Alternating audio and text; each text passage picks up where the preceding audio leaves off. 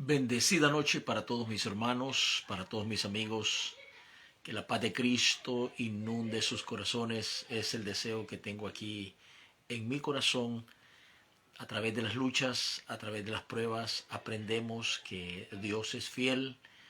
Y aunque muchas veces caemos en estado de desesperación, pero Dios es bueno. Él se acuerda que somos polvo y barro de esta tierra y que necesitamos cada día de su amor, de su bondad, de su misericordia. Eso es lo más importante. Estamos un poco tarde, yo sé que ya son pasadas las 8 de la noche en Centroamérica, en algunos países de Sudamérica ya es un poco más noche todavía. Aquí son las 6 de la tarde como con 7, 8 minutos, pero no he querido dejar pasar esta oportunidad para poderles compartir a ustedes la palabra de Dios. Hoy quiero hablarle de algo muy bonito. Hay pensamientos que son maravillosos cuando los entendemos. Están relacionados con la gloria de la palabra. Nos hacen reflexionar profundamente en estos pensamientos. Por ejemplo, aquí tengo un pensamiento que dice: una hora de verdadera comunión con Dios vale más que toda una vida dedicada a otra cosa. Este es el secreto, se puede decir, que mantuvieron los hombres de ayer. No era que eran más inteligentes, más valientes, no. Ellos tenían comunión con Dios. Sus horas las pasaban ellos en el silencio con Dios, buscando su rostro, buscando su voluntad. Y esto hacía la diferencia. Y esto ha hecho la diferencia a través de los siglos, porque han habido hombres después de los apóstoles en los siglos pasados que han hecho una gran diferencia en sus vidas, en la sociedad, en todo, cuando estos hombres han tenido una vida de comunión, una vida íntima, una vida privada con el Dios creador del cielo y de la tierra. Tengo otro pensamiento que dice: debemos cuidar nuestra vida, debemos preservarla cuidadosamente de todo desperdicio. ¿Cuál sería el desperdicio en esta vida? El tiempo. Ese tiempo que se nos es dado. Podemos traducirlo, nosotros lo traducimos en años. Imagínense una persona viviendo 80 años, 90 años, quizás 100 años o quizás menos. Entonces, ¿qué es lo que más desperdicia el ser humano aun cuando vive una gran cantidad de años? Su tiempo. El tiempo. Hay un adagio que dice: el tiempo perdido hasta los ángeles lo lloran, dice por allí, no sé si usted lo habrá escuchado. Bueno, tal vez los ángeles no lo lloran, pero sí lo lamentan, que el humano pierda su tiempo de su vida que le es dada en esta tierra, y naturalmente ese tiempo no lo podremos recobrar. Hoy más que nunca las redes sociales nos atraen demasiado, nos consumen demasiado tiempo. Si usted se pone a pensar, usted que está en la edad del trabajo, usted que tiene un trabajo, ¿cuánto tiempo le consume un trabajo? Usted tiene que trabajar 8 horas, ¿no es cierto? Para hacer un total de 40 horas por semana, que es de acuerdo a las leyes de la tierra. Pero a esto usted le anexa el tiempo de comer, el tiempo de manejar, el tiempo de la familia, el tiempo del reposo, etcétera, etcétera. Total de esas 24 horas que tiene cada día, ¿cuánto tiempo le damos nosotros a Dios? ¿Cuánto dedicamos al Dios creador del cielo y de la tierra? Las redes sociales no solamente han venido para que el evangelio se expanda y llegue hasta el último rincón de la tierra, porque, por ejemplo, si en los países donde hablan otros idiomas pudieran conectarse con esta página, pues me estarían viendo, y si yo estuviera hablando el lenguaje de ellos estarían entendiendo, pero pues lamentablemente solo podemos llegar a las personas que hablan nuestro lenguaje, nuestra palabra, que es el español, el castellano. Pero sin embargo nosotros tenemos este medio tan poderoso, tan vital, tan importante. ¿Cómo lo ocupamos? ¿Cuánto tiempo empleamos para llevarle una voz de aliento, una voz de palabra divina a las gentes? ¿Cuántos testimonios le contamos a la gente a través de estas redes sociales? Pero la mayor parte de nuestro tiempo, muchas veces quizás nos entretenemos viendo cosas que verdaderamente lo que únicamente hacen es absorber nuestro sagrado tiempo que nos es dado en la tierra. ¿Y qué viene a suceder entonces? Que se nos va extinguiendo, se nos va reduciendo. Llega un momento entonces que la mayoría de nuestro tiempo le dimos el 80% al sistema, al mundo, a las cosas, y ahí un poquitito para Dios. Y esa es la razón por la que muchas veces el poder de Dios escasea en nuestras vidas como cristianos y en nuestras iglesias como cristianos. Así es. Yo he conocido creyentes, conocí un hermano que pues ya partió de esta vida. Este hombre, él los domingos no faltaba a la iglesia.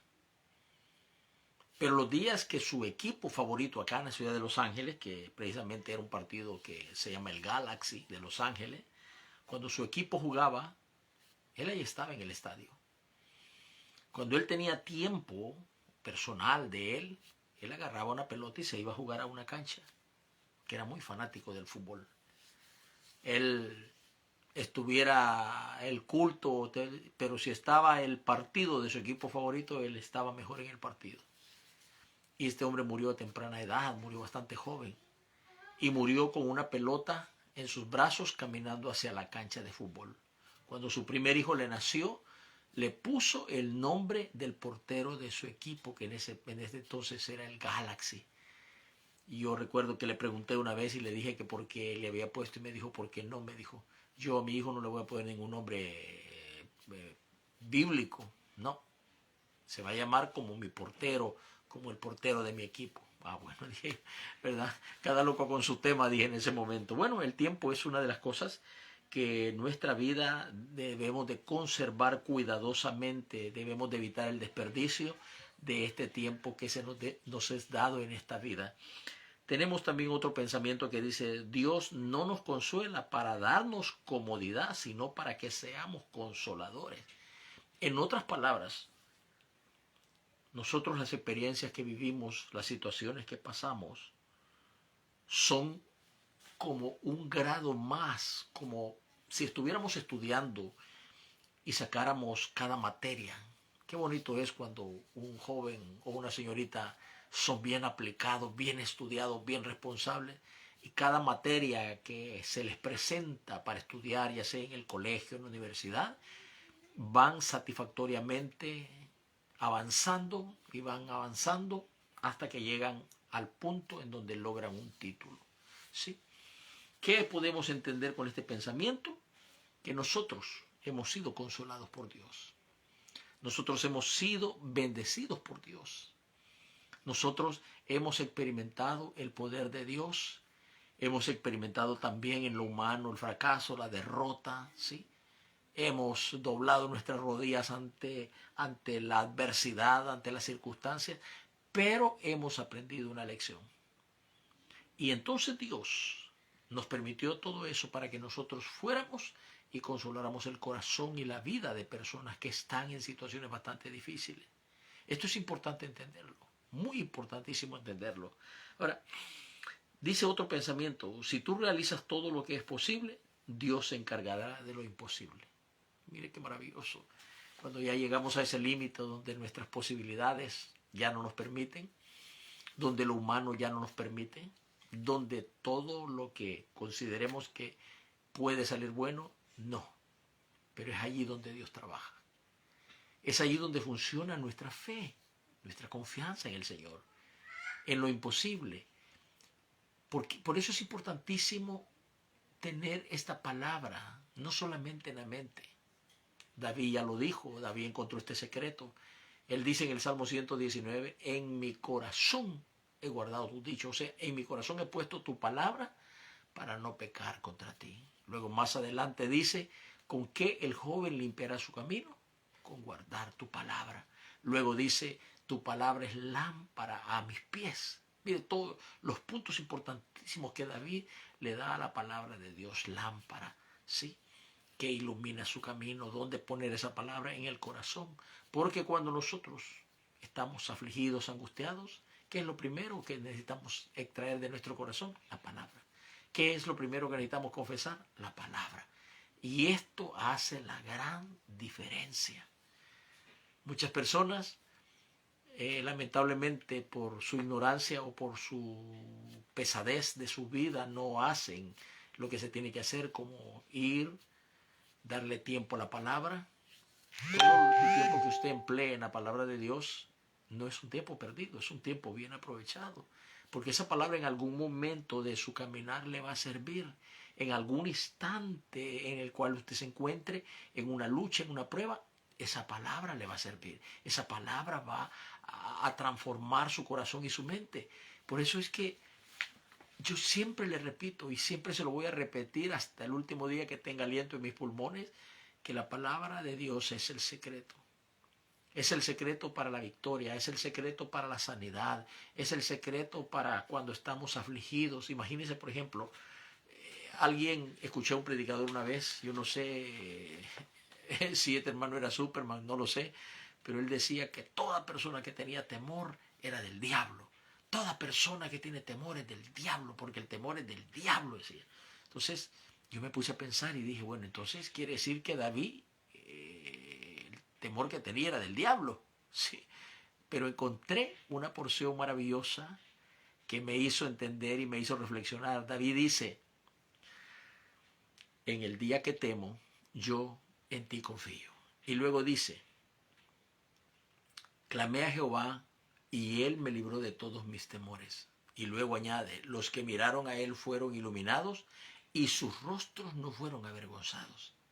Te está hablando del temor, de ese temor que todos los humanos tenemos, temor al futuro, temor por la economía, temor por la escasez, temor por la enfermedad, temor desde que nos levantamos hasta que anochece, hay temor en nuestras vidas.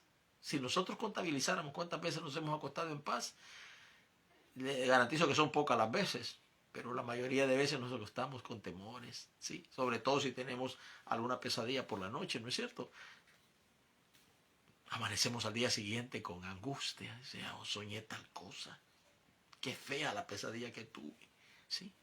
El temor es parte de nuestra naturaleza, el temor es parte de nuestra vida, pero hay una manera maravillosa como poder guiar ese temor hasta la presencia de Dios. Por eso el Señor dice, pon tus ansiedades sobre mí, o echa tus cargas sobre mí. Entonces, quiere decir que podemos ir confiadamente a la presencia de Dios y ponerle nuestras penas, nuestras cargas, nuestras luchas. Y Él se va a encargar de producir paz en nosotros, de darnos la seguridad que Él está allí para llevar nuestras cargas, nuestras luchas. Esto es importante entenderlo, hermanos, porque vivimos en un mundo bastante complicado. Tengo otro pensamiento que dice, confía en que Dios hará por ti mucho más de lo que tú puedes comprender. Le voy a contar una experiencia que yo tuve. Allí aprendí yo que cuando nosotros estamos viendo para el lado derecho, Dios puede aparecer por el lado izquierdo. Que cuando nosotros estamos mirando enfrente, Dios puede aparecer por atrás. Me refiero a que muchas veces nosotros creemos que el hombre nos va a traer la solución, que el hombre nos va a dar una respuesta, que el hombre nos va a sacar de esa situación, pero no es así. Dios utiliza mecanismos, echa mano Dios, si no lo tiene, lo fabrica, pero Él va a salir adelante en cumplir esas promesas, esas palabras maravillosas, ¿sí? Yo recuerdo que yo tenía que tomar una decisión muy importantísima, pero extremadamente importante. El abogado que me estaba arreglando mis documentos de migración me dice, le voy a dar las únicas dos opciones que hay, ¿verdad? Mis hijos estaban en mi país. Entonces él me dice, si usted se va a su país y cuando usted tenga la cita allá en la embajada, alguna cosa que no salga bien, algo que al que le va a hacer la entrevista se le ocurra y usted no la tiene, posiblemente usted ya se quede allá definitivamente. Entonces yo dije, wow. Y la otra opción es que usted lo haga aquí. Usted tome sus documentos aquí, haga la entrevista aquí, pero luego usted hace la petición para traer a sus hijos y se van a tardar 2 años. Me puso como quien dice entre la espada y la pared. Voy, algo sale mal, me quedo acá, pero tardo 2 años más en traer a mis hijos, pues ellos estaban pequeños. Entonces salgo de aquella oficina de ese hombre y más adelantito estaba el escritorio de su secretaria, que en ese caso era la mamá de él. Ella fungía como secretaria, una señora muy educadísima, muy fina. Entonces cuando yo salgo, ella quizá vio mi rostro y en ese momento yo estaba como, ¿qué hago, Señor? ¿Qué hago? Porque tenía que tomar esa decisión rápido. Y entonces la señora se me queda viendo y me dice, señor Maldonado, ¿usted cree en Dios? Y la pregunta me pareció bastante provocativa, bastante complicada, ¿no? Viniendo de una persona inconversa. Y le digo, sí. Y me dice, ¿y por qué no confía en Dios? Me dice la señora, vaya a su país, haga la entrevista allá y usted trae de una vez a sus hijos. Me lo está diciendo una persona que poco tiempo tengo de conocerla, solamente las veces que he ido a entrevistarme con el abogado, una persona que posiblemente no tiene conocimiento de Dios como debería ser, pero me está dando una respuesta que yo necesito en ese momento. Y me quedo pensando. Y lo primero que analicé en mi corazón fue, dije, ¿y si Dios está usando a esta mujer? Tengo que entender eso. Eso se llama un sentido afinado para poder comprender las circunstancias, los movimientos de las cosas. Y entonces me regresé y le dije al abogado, ¿sabe qué? Hágame los documentos para ir a mi país. Y así fue. Ya con mis documentos arreglados y todo, fui a mi país y pude solucionar todo. Comprendí que Dios utiliza las circunstancias que están alrededor nuestro, o algunas situaciones. Dios tiene que ponernos muchas veces en situaciones bastante complicadas, donde la duda hace su aparición, donde el temor llena nuestro corazón, nuestra mente, pero ahí está Dios. Él está tranquilo, está silencioso, observando cuál es el paso que nosotros vamos a dar.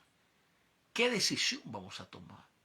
¿Cuánto vamos a invocar su nombre y cuánto vamos a declarar la gloria de su palabra en ese momento? ¿Qué le parece? Perfecto. Dice que Dios puede hacer más de lo que nosotros nos podemos imaginar. Y bueno, aquí hay otro maravilloso. Dice este pensamiento, un Dios que puede hacer una tierra, escuche bien, un sol, una luna y millones de estrellas de la nada, y las puede colgar sobre la nada, ¿acaso no puede suplir tus necesidades sin tener nada con qué comenzar? Esto es así, maravilloso. Yo le podría contar lo extraordinariamente maravilloso que ha sido Dios conmigo. Yo no soy exclusivo de Dios. No soy una grandeza. No soy alguien que he llegado hasta el trono de Dios. No. No me considero exclusivo, no me considero la niña de los ojos del Señor. Lo único que puedo decir es que me considero, como dice la Escritura, partícula de barro, polvo de la tierra. Pero algunas veces he aprendido que en medio de la lucha está Dios allí, frente a nosotros. Que en la batalla, en las adversidades, allí está Dios. Naturalmente nosotros en medio de nuestra aflicción y en medio de nuestras angustias perdemos de vista a Dios. Lo perdemos de vista. Y es allí donde se apodera el temor destructivo entonces en nosotros. Recuérdese que hay una porción en la Escritura donde dice que los dardos encendidos de Satanás hacen impacto en la frente. ¿Sí? Yo vine de un país que tuvo 12 años de guerra. Y en este país, sobrevivir en esa época, estoy hablando de los años 70 y 80, era, se puede decir, la misma palabra que expresé ahorita, dice supervivencia. Era sobrevivir cada día, cada momento, cada instante. Yo recuerdo que esa noche que inició lo que le llamaron la ofensiva final, ¿verdad? aparecieron los grupos armados de todas partes, invadieron colonias, invadieron todos los lugares, prácticamente todo el país fue invadido por estas hordas de gente criminal, pues estaba dispuesta a matar todo lo que se movía. Y yo recuerdo que estaba aproximadamente como a unos, tal vez unos 15 kilómetros de mi vivienda, y mientras yo andaba manejando escuché en la radio que había tiroteos por todas partes, que grupos armados habían entrado a las colonias. Y yo dije, bueno, mejor me regreso con mi familia porque pues esto se ve muy feo. Y cuando me faltaba quizás como unos 2 kilómetros para entrar a mi colonia, pude ver lo más terrible, ¿no? Aquellos hombres disparándose. Y solo me quedaban dos opciones. Una era retroceder y no saber de mi familia si estaban vivos o estaban muertos. Y la otra era, como dicen, dejarme ir de frente. Y tomé esa opción, el caminar en medio de aquel tiroteo. Recuerdo que mientras iba caminando por una callecita que así a la orilla tenía todas sus casitas y esta parte de aquí era Montarrascal, decimos, ¿no? Vi el guerrillero que salió y solo levantó su fusil y bom, bom, me empezó a disparar. La única opción que me quedó fue agachar la cabeza y manejar, digamos, al cálculo. Con mi cabeza agachada, según yo, no me iba a pegar. Pero pude sentir el correr de los proyectiles de un lado para otro. Y eso fue prácticamente hasta llegar a mi vivienda. Disparos de acá, disparos de allá. A partir de ese momento, la vida se trastornó, se transformó en un caos total. Permanecimos por días encerrados, sin alimento, sin agua. Pero mire cómo es Dios de maravilloso. Observe esto. Yo ya se lo he contado en alguna oportunidad aquí. Ahí estábamos sin alimento, no podíamos ir al market porque no había market, no había nada. Esos guerrilleros habían tomado toda esa colonia, ellos eran dueños prácticamente de esa colonia.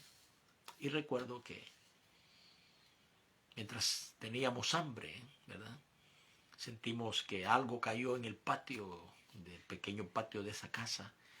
Y para sorpresa nuestra era un guajolote, un turquís, un chumpe, como nosotros le llamemos. Y mi pregunta que vino a mi mente en ese momento fue, ¿y esto de dónde apareció? Pensé por un momento que era de algún vecino y el animalito se había asustado con el tiroteo. Pero me puse a pensar, los muros eran altos y esos animalitos no vuelan porque son demasiado pesados. Se pueden mover así rápido, pero volar, no, porque pues es casi imposible para ellos.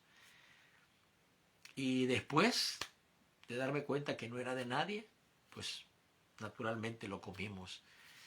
Eso lo vi como la mano de Dios, como el propósito de Dios para que nosotros sobreviviéramos esos días de hambre, esos días de angustia, esos días de encierro. Dios fue bueno. Y así, a través de todos estos 47 años, la mano de Dios ha estado conmigo. Y por eso siempre le insto, le hablo, le manifiesto que Dios es grande, Dios es poderoso, Dios es alto, sublime. Él está en cuidado de todo.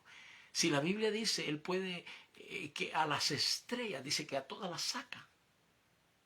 ¿Sí? Y a todas las llama por su nombre. Quiere decir que Él le puso nombre a cada una de las estrellas. Esos pueden ser planetas, sistemas solares, galaxias.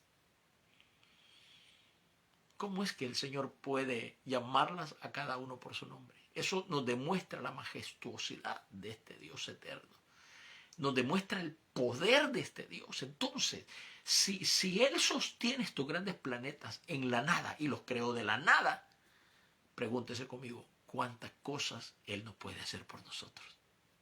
Hasta lo que no nos podemos ni imaginar. Por eso Él dice claramente, cuando Jesús apareció por la tierra, Él dijo esta palabra maravillosa. Lo que para el hombre es imposible, dijo, para Dios todo es posible. Y hay unas porciones maravillosas que dice, pide y se te dará, toca y se te abrirá, busca y hallaréis. Al que pide, recibe. Así dice claramente la Escritura. Entonces Dios ha hecho cosas grandes en el pasado Y como la Escritura dice que es el mismo de ayer, el mismo de hoy y el mismo de siempre, con su poder, con su amor inagotable, con su favor y su misericordia interminable sobre la vida del humano, entonces nosotros debemos de bendecir a Dios y de aprovechar cada momento para estar en su presencia y así poder recibir más de su espíritu y así poder recibir más de su favor. Que Dios les bendiga, que Dios les guarde. Para todos ustedes que no estuvieron presentes, bueno, ojalá pueda escuchar este video y ser bendecido por la gloria de Dios. Que Dios me los bendiga y que Dios me los guarde. Es el deseo de mi corazón. Amén.